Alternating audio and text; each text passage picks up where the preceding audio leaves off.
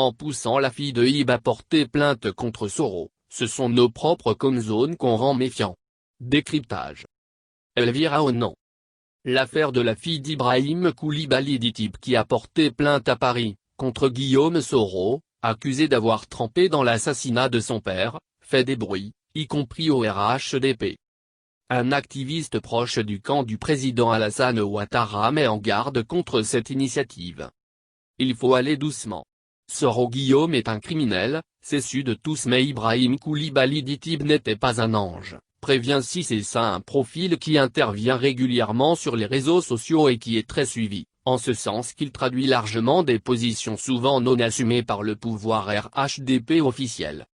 Vouloir encourager une plainte de la fille d'Ibe contre Soro serait encourager cette fille à porter plainte contre le colonel Chérif Ousmane qui nous a débarrassés de ce prétentieux d'Ibe, rappelle-t-il, alors que les vidéos datant de cette époque, fusent de partout et tendent plutôt à blanchir Soro. En poussant le bouton loin avec Soro, c'est nos propres comzones on rend méfiants, ce qui pourrait les révolter. Vous ne savez pas ce qui se passe dans la tête d'un militaire, met-il en garde. Ajoutant que Soro a sûrement donné l'ordre de tuer Ibe, mais c'est le colonel Chérif Ousmane qui a exécuté l'ordre le 27 avril 2011, les vidéos sont encore là. Ibe est mort. Passons à autre chose, fait-il savoir, quelque peu agacé. La fille de Ibe et la plainte contre Soro. Précisant que c'était sa contribution dans un débat aux conséquences imprévisibles. Quant aux proches de Soro, ils nient toute responsabilité de leur leader, relativement à cet assassinat.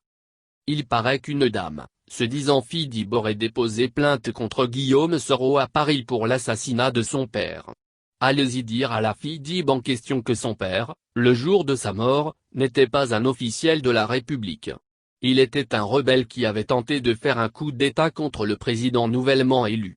La vidéo de sa déclaration de coup d'État est là pour illustrer mes propos, a insisté Mamadou Traoré, un ancien de la rébellion, présentement en exil en France, aux côtés de son mentor.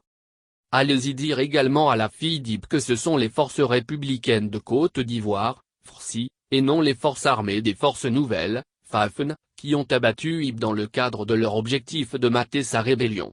Dites-lui que les forces républicaines ont été créées le 17 mars 2011 par le président de la République et que c'est lui qui en était le chef suprême, a-t-il précisé.